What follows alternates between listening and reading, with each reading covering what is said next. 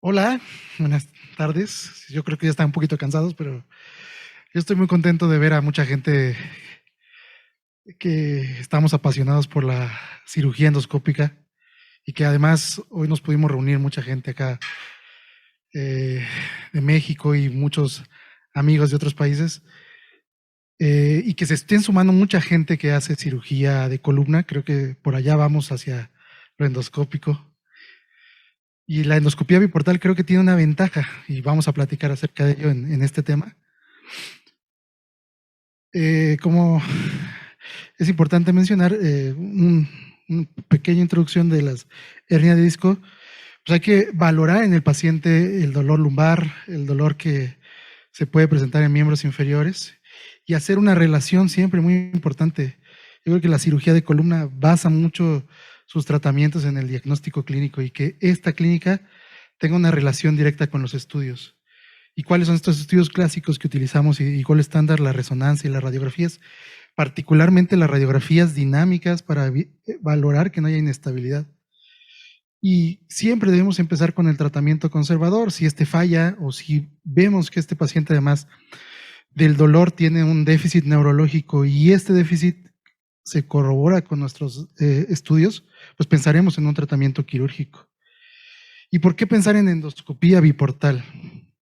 Bueno, después de conocer esto ya no quise regresar a cirugía abierta. ¿Por qué? Porque nos permite una visualización de las estructuras, una magnificación que a veces conseguimos con el microscopio, pero podemos llevarlo a un quirófano pequeño y no es el costo de un microscopio. Un campo de visión mucho más amplio, la versatilidad de tener dos puertos, uno de trabajo y uno de visión, a diferencia de la uniportal, que además nos permite llegar de forma más versátil a puntos mucho más diferentes dentro del espacio eh, interlaminar o extraforaminal. Usar instrumentos convencionales es una pauta muy importante y a veces controvertida porque esta técnica nació con artroscopios, con equipos de cirugía de lámina abierta y ha habido una modificación con tecnología y la industria ha apoyado mucho la creación de equipos especializados como el plasma, la radiofrecuencia, que permite que estas cirugías sean inclusive mucho más rápidas.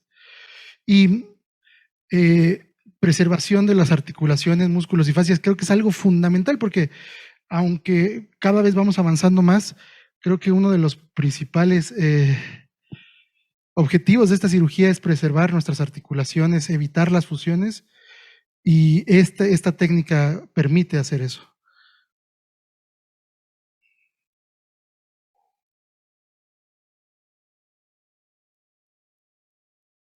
Creo que una de las características más importantes es esto, poder tener esta visualización que a veces o difícilmente encontrábamos de forma en el microscopio. Tenemos esta visualización de las estructuras, poder hacer una descompresión completa, tener la seguridad que hemos hecho la hemostasia correcta, que liberamos nuestro receso lateral, que quitamos el disco suficiente y nos evita los riesgos de reherniación, que es una de las cosas que queremos checar más adelante y que se ha visto que sí tiene una importancia significativa. Las indicaciones, pues, en hernias de disco, protusiones discales, extrusiones, secuestros, todas estas.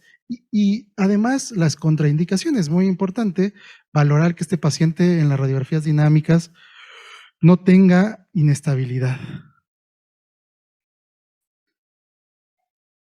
Y siempre que hablo de este tema y en general con otros médicos que les quiero vender la idea de la endoscopía biportal, me preguntan, ¿y qué hay acerca de esto? ¿Qué evidencia clínica tenemos? ¿Qué evidencia con artículos tenemos? Bueno, en el World Neurosurgery en el 2023 ya tenemos aquí algunos reportes, muchos desde 1996 tenemos reportes, estudios, se han incrementado como lo han platicado hoy. Y tenemos ya resultados con avances de clínicos, los beneficios. Por ejemplo, este estudio, 70 pacientes prospectivos a 2 años, una relación de 51 hombres, 19 mujeres, y vemos cómo hay una mejoría estadística en el dolor lumbar y en el dolor de piernas, que inclusive también el índice de incapacidad de Overstreet tiene mejorías. Y en este caso midieron esto a 2 años y vemos los valores preoperatorios y cómo estos mejoran inmediatamente después de la cirugía y cómo se mantienen a los 2 años. Entonces, tiene resultados favorables para los pacientes. Y que se han hecho ya inclusive estudios donde se compara esto en revisiones y metaanálisis. Por ejemplo, aquí se compara con técnicas endoscópicas uniportales. Hicieron una revisión con 2 estudios y se incluyeron a 1,175 pacientes con hernia de disco lumbar. Y aquí era el objetivo comparar entre biportal y uniportal. Aquí sí, la cirugía uniportal tenía un valor significativo en tiempo de cirugía más largo en biportal que en la uniportal y también la estancia hospitalaria más larga. Pero también hay que mencionar que a veces algunos de esos artículos en Corea, las estancias en los hospitales de los pacientes se quedan 3, 4 días. Y lo que también es de destacar de este artículo es que todos tienen una mejoría en dolor de piernas, lumbares, índices de incapacidad, y las complicaciones no muestran valores significativos diferentes. Lo que sí, en la endoscopía biportal hubo una menor recurrencia de hernia de disco, y eso es algo muy importante. Complicaciones, también estudios sistemáticos de revisión. En el 2022 ya se encontraron 22 artículos, 4,132 pacientes, y la complicación más común es la lesión dural, incidencia de complicaciones de 5,37%. Como les decía, las lesiones durales es la complicación que se presenta entre 1,6 y 14%. Esta va disminuyendo con la curva, también hay algunos artículos que así lo mencionan. El hematoma 8,4, tal vez por esto el uso de los drenajes, aquí en México no lo usamos, pero tal vez por esto el uso de los drenajes, y el riesgo de herniación del 0 hasta el 0,28. Tenemos algunas otras complicaciones descritas como la recurrencia, la inestabilidad, una descompresión incompleta, ascitis, infección. Yo creo que aquí, hasta ahora, de las estadísticas que tenemos, infecciones muy bajas, porque el flujo ayuda mucho a que esto no pase en los pacientes con cirugía endoscópica. Y algo muy importante, ver si esta técnica realmente es costo efectiva comparada con el gold estándar que se había considerado la microdisectomía. Y en este estudio retrospectivo, un año, se valoró con costos directos e indirectos y se hizo un comparativo de microdisectomía, endoscópica transforaminar, interlaminar y endoscopía biportal para evaluar la relación costo-efectividad tanto de costos directos e indirectos. ¿Y qué se obtuvo? ¿Qué resultados obtuvieron? Que sí hubo un valor de P significativa en microdisectomía versus biportal.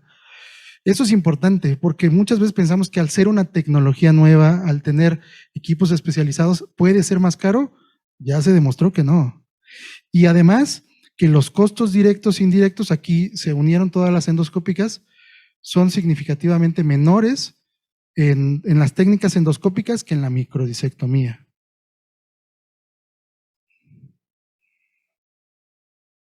Platicaba ahorita con algunos doctores, ¿y cuál es lo importante de esta técnica? Pues hacer lo mismo que hacemos con técnica abierta, anestesia general, muy bueno el bloqueo de los erectores y sedación, un marco antilordótico o de Wilce que nos ayude a abrir el espacio interlaminar, nos va a facilitar muchísimo la cirugía.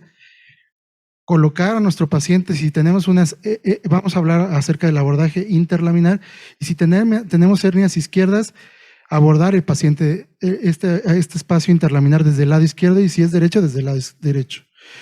Marcar nuestra línea media espinosa, línea media pedicular, marcar nuestro vértice espinolaminar, que es donde vamos a caer con los dilatadores, y 3 centímetros por arriba y por abajo de la línea media pedicular, o en este caso la zona de los pedículos, vamos a marcar nuestras zonas de abordaje.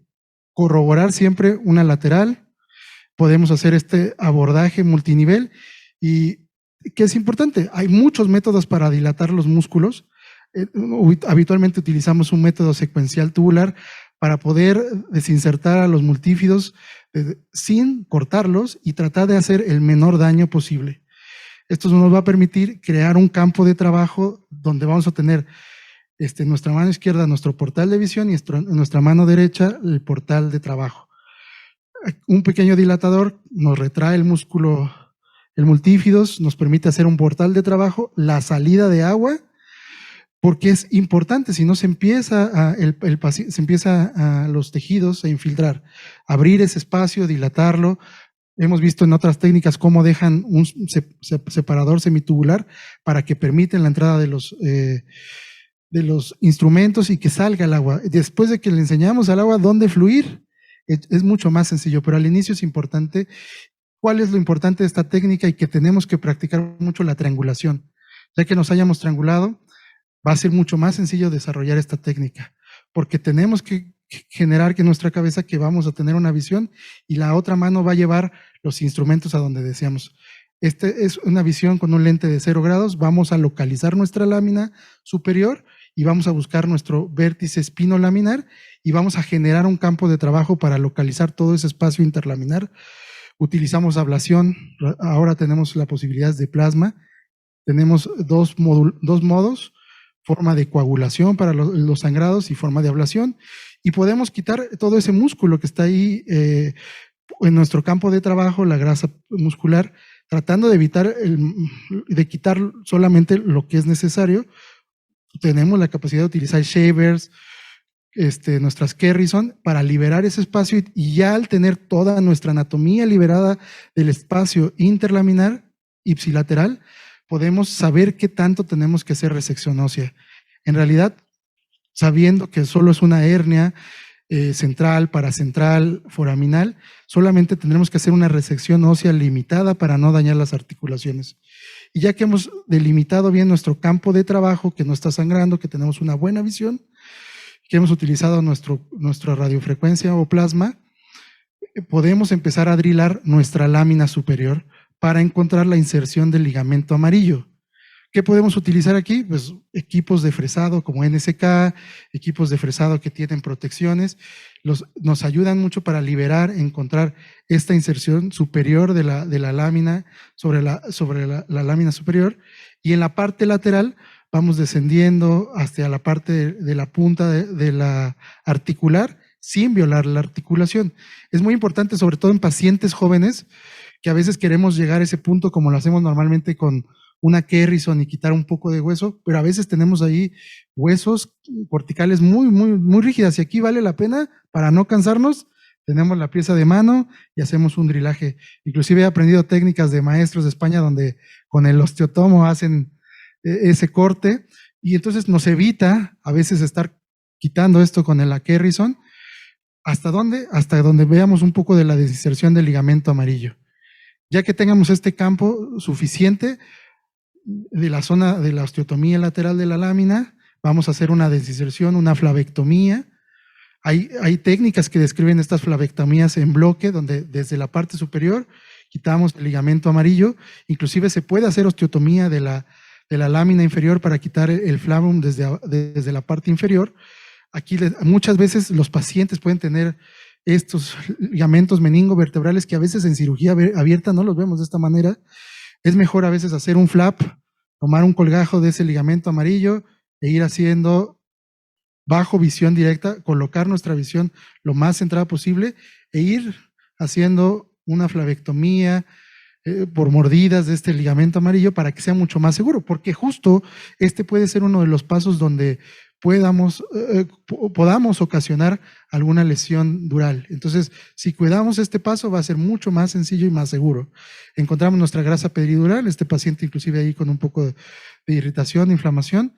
En los lentes de 0 grado podemos colocar retractores de raíz para poder movilizar nuestro hombro, llegar al disco, ya que encontramos ahí nuestros vasos cercanos al disco, podemos hacer una ablación. Aquí es importante que coagulación, que si estuvimos trabajando con niveles altos para los tejidos superiores de la coagulación y la ablación, ya que llegamos a estos puntos donde hemos quitado el ligamento amarillo, tenemos que quitar completamente la ablación y dejar la coagulación en 1 o 2, lo mínimo, porque si no salta el paciente, se pueden dañar las estructuras, y aquí hacemos nuestra coagulación de los vasos sobre sobre el disco y ya nos va a permitir llegar con un bisturí, a veces con calor podemos abrir el anillo del disco. Inclusive en estos equipos tenemos una navaja, un instrumento que se llama navaja india, pero a veces también, ¿qué nos encontramos aquí en México? Pacientes muy obesos,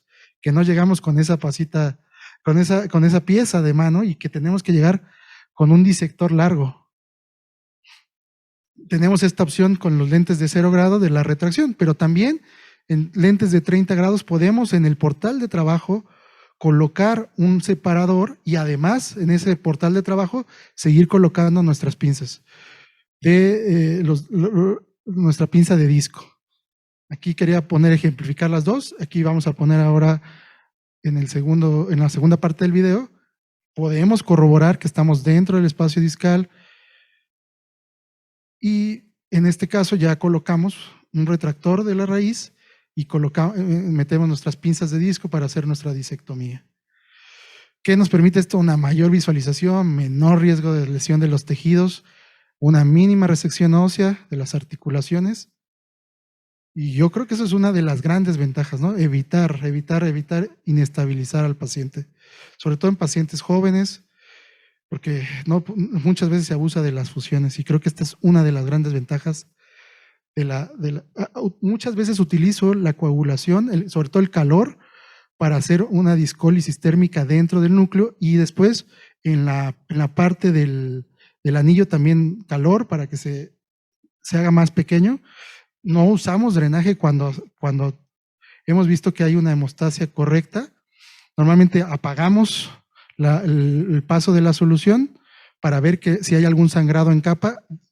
Llegamos, hacemos coagulación y después colocamos en algunos casos hemostáticos como Gelfam y cerramos las heridas. Este es un caso clínico, un paciente de 42 años, tenía sobrepeso, era carnicero, cargaba pesado. Ya había recibido previamente con otro médico manejo con conservador con AIDS y mejoría, y presentaba dolor en L5 derecho, bajaba por toda la nalga y pierna, disminución de fuerza muy localizada L5 del lado derecho, y tenía signos de neurotensión. También limitación para la marcha por este dolor que le hacía claudicar.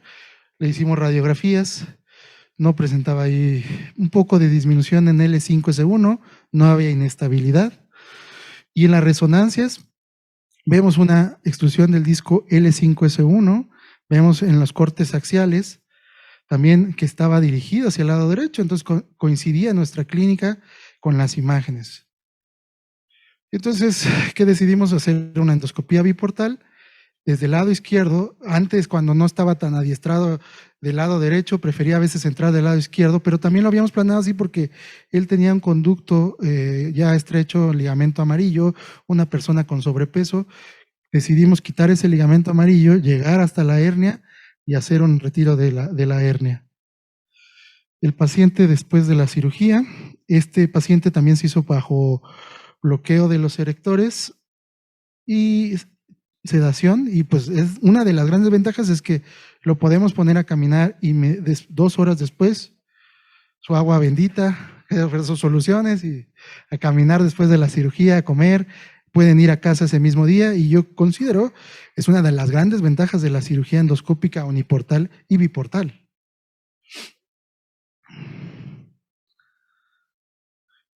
¿Qué es importante retomar en los objetivos de la disectomía, güey? Es una técnica reproducible.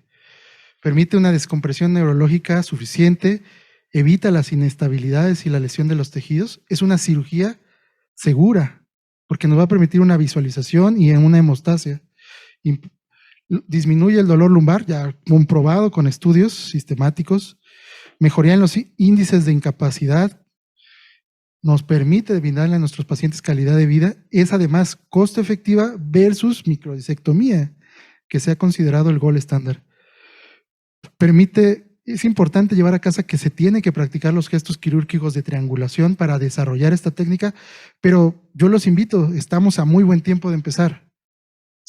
Hay que empezar con esta técnica y lo podemos desarrollar, a empezar a hacer muchos talleres, utilizar dummies, utilizar cadáveres para que lo podamos hacer de forma segura Y esta técnica también nos permite disminuir los riesgos de reherniación. ¿Qué pasa con la cirugía uniportal? Muchas gracias, les dejo mi correo para cualquier duda. Estamos aquí sumando dentro de la asociación. Queremos que cada vez crezca más este ímpetu por hacer más técnica, enseñarnos entre los cirujanos y que en México crezca la endoscopía biportal. Gracias.